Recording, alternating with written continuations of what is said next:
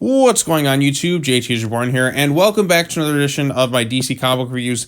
And in this video, we will be talking about Batman issue number 143, The Joker, Year 1, Part 2. This one is written by Chip Zdarsky, and the art is done by two different artists because, like in the Part 1 of Joker Year 1, we had kind of a flashback storyline, and then I guess a flash forward storyline in like a future where the Joker sort of wins and all that other stuff is going on. I assume by the end they'll find a legit reason to kind of tie these two stories together, some sort of theme or some sort of connection, if you will, outside of just it being about Joker. But we're gonna have to kind of wait and see how that all unfolds. But this one, I don't know.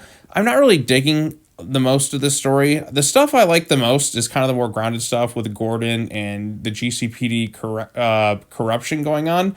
The other stuff about Batman's former mentor from Batman the Knight, also written by Zdarsky, I think it's Batman the Knight, coming in here to train the Joker, I think is kind of dumb. I feel like we're kind of overly complicating the Joker's origin, if you will, just keep adding new and new crazy things when it's more interesting when it's just some guy who just kind of went insane and Batman just kind of did stuff and there's a little bit of mystery and intrigue there. But having him trained to kind of be this psychotic type behavior, I don't know. I just feel like it's kind of unnecessary, but it also could go on to explain why Joker is able to keep like on par with Batman, because realistically, if Batman's to fight the Joker, he should just knock this guy's ass out because he doesn't have the years and years of training that he did. But they're trying to kind of explain that too. They also sort of explain away the three Jokers, which kind of contradicts the Batman Three Jokers storyline that Jeff Johns did in a way. I guess it's just three different personalities of him, kind of like the Zerna thing, but I guess that storyline isn't canon, and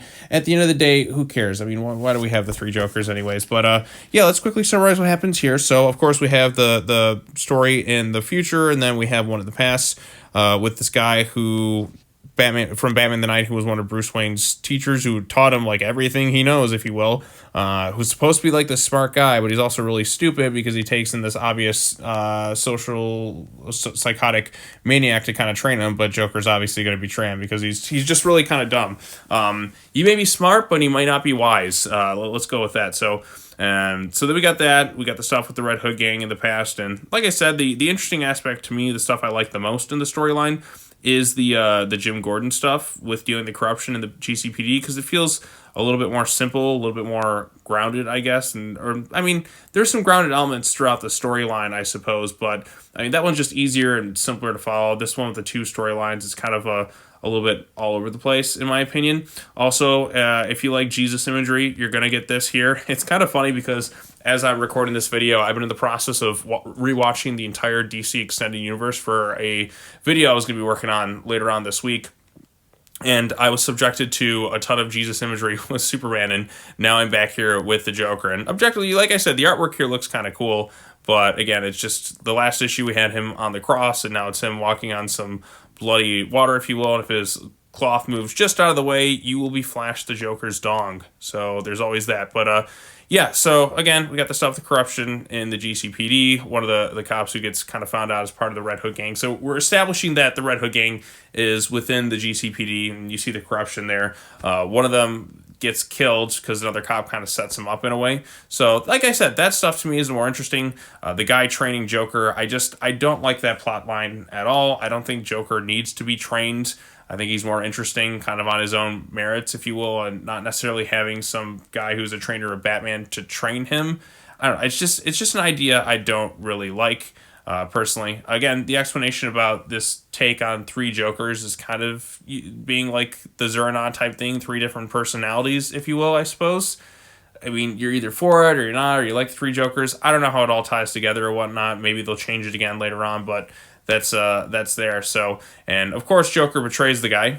We also get an older version of Selina Kyle, who looks more like Felicia Hardy Black Cat from Spider-Man, because in this future, members of the Bat Family are all been poisoned by the Joker's toxins and all the other stuff going on. I don't know why we need the two stories. I'd rather have it just be kind of one. But we'll see how it kind of all ties in together at the end. The artwork in the future storyline, I do quite like too. There's some cool looking visuals, and yes, there's a lot of the symbolism and imagery that they're trying to invoke that I've seen so much of in the past few days by rewatching of the Snyderverse stuff. So I can't seem to escape it no matter where we're at in the world of DC Comics, I suppose.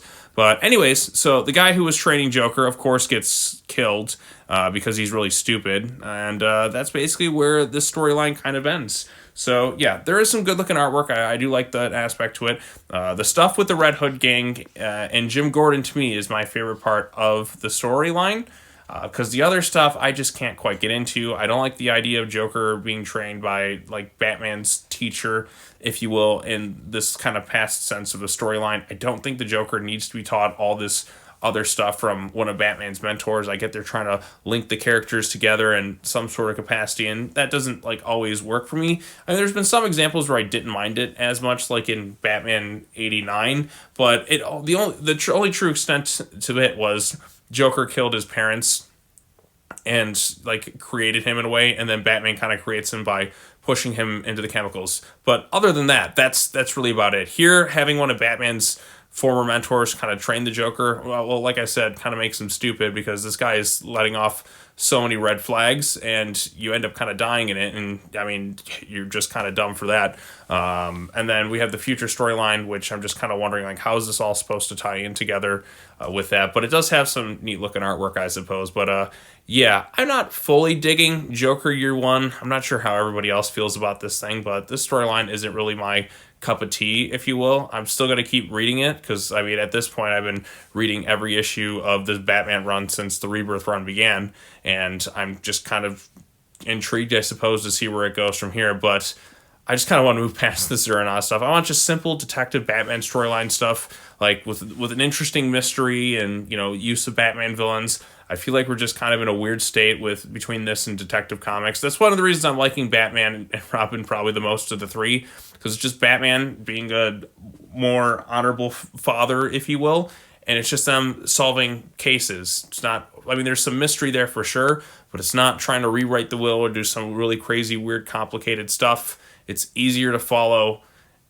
Some of this stuff is just kind of like, okay, here we have the present storyline or some other thing in the past. I mean, weren't they just in a jail cell? Is this how they're all kind of telling the story? You know what I mean? It just kind of, there's just too much going on in some ways. And like I said, I don't like the idea of Joker having somebody like that was Batman's mentor train him in the past so he gains all these crazy skills. I don't know. It's just not for me, to be honest. So I like the Joker kind of having his like own path, if you will. I mean, the only link to Batman in terms of his origin is, to me, just getting dropped in the chemicals. Like, and then from there, it's just seeing where he kind of evolves in his own way. It kind of makes him more unique. But again, with the history of these characters in DC, everything just keeps getting changed and written. And I understand that there's an 80+ year history. Not everything's going to line up, and timelines changes and things are rebooted in that too. But sometimes things just get a little bit complicated, and like you add things that don't really need it. Sometimes the mystery is just a little bit more interesting and exciting, if you will. So, yeah, those are my thoughts on the issue. Kind of long-winded. Not really too into this current storyline. I haven't really been too into a lot of the stuff that this Kurt Zdarsky run has been doing, aside from, of course, the use of the shark repellent in that Batman issue where he kind of travels through and meets the different Batman. That to me was kind of cool. I can't deny liking that, but a lot of this other stuff, like where Batman just somehow falls from space into the ground, it's so ridiculous that I kind of admire, but at the same time, it is pretty dumb.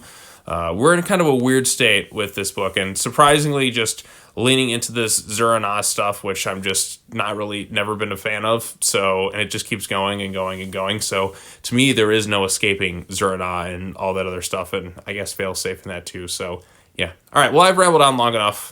What did you think of the comic book? Post your thoughts down below. Like this video, share it to friends, subscribe to the channel for more content, all the other fun stuff. And I will see you all in the next video, whatever that may be. And as always, take care now. Bye-bye then. Peace out. Yada, yada, yada. Blah, blah, blah. Just kind of ended, I suppose. All right. See you, everyone.